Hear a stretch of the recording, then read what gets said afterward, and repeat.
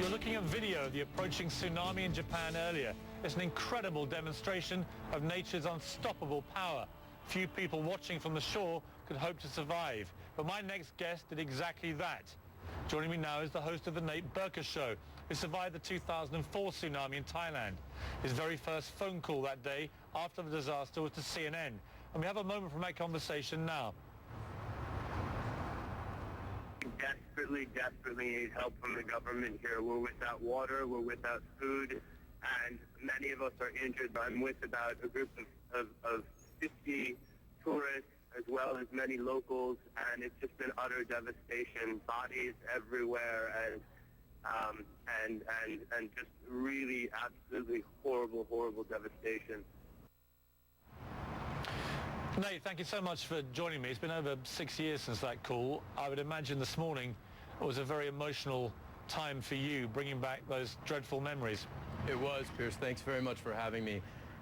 It actually was very hard to hear my voice just now on the phone call that I made to CNN, because I can hear in my voice the same sort of feelings that I had this morning when I woke up and started watching the coverage of what's been happening over there. And you tragically lost your partner, Fernando, in that tsunami. Mm-hmm. When you see the dreadful suffering that's going on in Japan now, there must be so many people, thousands possibly, who are in a similar position to the one you found yourself in. What possible comfort can you offer them?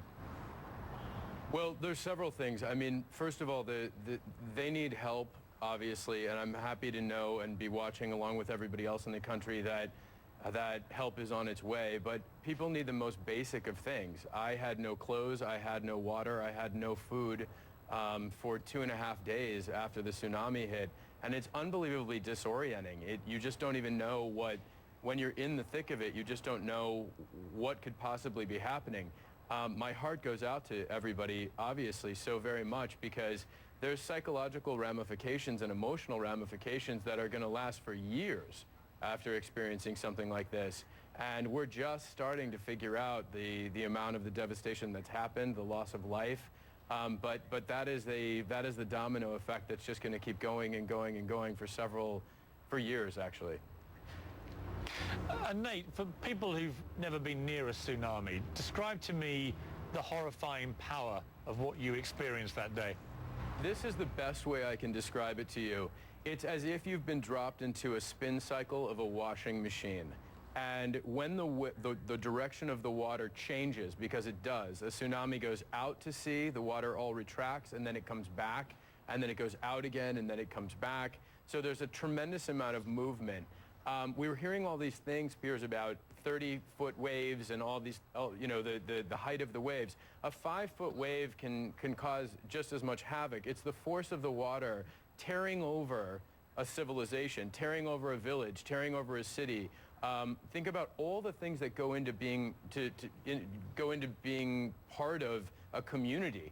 The building materials, the bricks, the mortar, the glass, the cars, the boats, everything that we're seeing on all of the footage. All of that is moving at 60 miles an hour over all of the devastation. And to be dropped in the middle of that, you don't know what to hang on to. You don't know what to grab. Can you touch an electrical wire if it's going to keep you from crashing into a bus?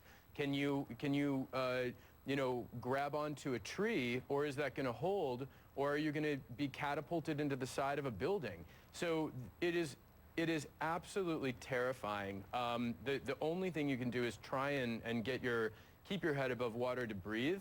But beyond that, there's not much else. It's really the luck of the draw. And as you said, my partner, Fernando Bengoechea, died in this tsunami, and I wasn't the better swimmer. So I understand exactly what's going on there.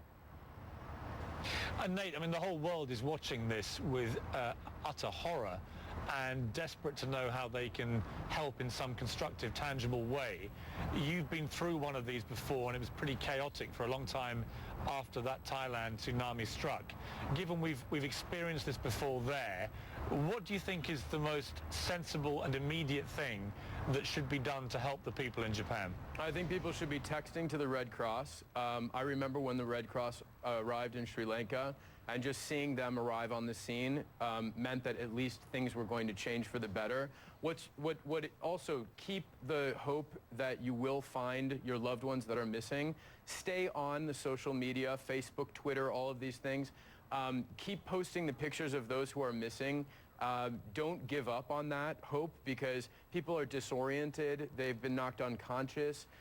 They may not know where they are or what's wrong with them. So there's always a chance that your loved one has survived. And don't give up that hope. And as soon as they can rebuild or start to rebuild any semblance of infrastructure, and the websites start going up where pictures are posted of the people who are missing, or that we're able to communicate clearly in some of the hardest hit areas about sightings of family and loved ones, that is the moment to maintain that level of open communication.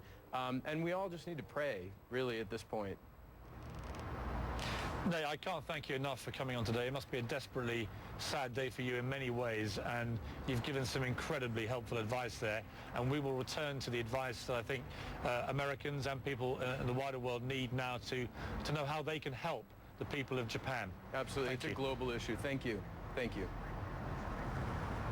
Tonight, does Japan have only hours to avert a nuclear meltdown? I'll ask the experts next.